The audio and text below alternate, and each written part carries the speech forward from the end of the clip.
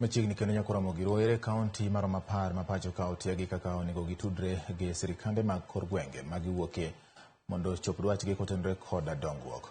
Rowere go mawuok kaontis ma Nyeri, Narok, Isiolo, Marsabit, Samburu, Nakuru, Nyandarua, Kirinyaga kaachiel kod Kajiado otiegi yore mag kaontis kata ma yore mag kaonti osebedo kaloso godo bajet margi e kind weche mamoko.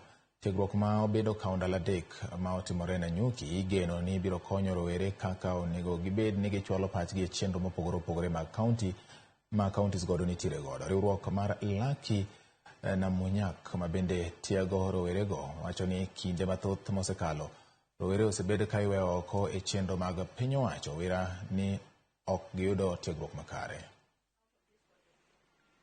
Nimefurahi sana kuwa hapa na tumeweza kuelimishwa vitu ambavyo hata tuko tunajua sisi kama youth.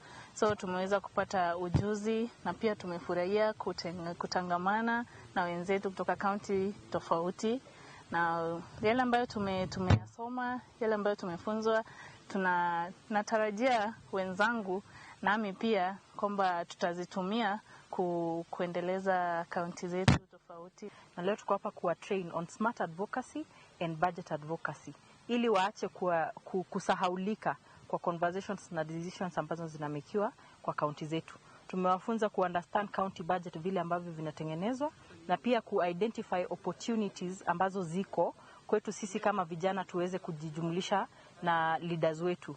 Na leo tumefurahi sana kwa sababu wameweza kudevelop memo, kujua vile wanafaa kudevelop memo, smart communication, kujua vile ambavyo wanafaa kuongelesha leaders wetu and how approachable they are and the correct terminologies to use to ensure that they advocate kwa zile vitu ambavyo wanataka. Pia kuna ile pesa ambayo tumeweka kama ya enterprise fund. Wakijiunga kwa vikundi tunaweza wapatia pesa ndio waweze kufanya zile activities wanaweza fanya.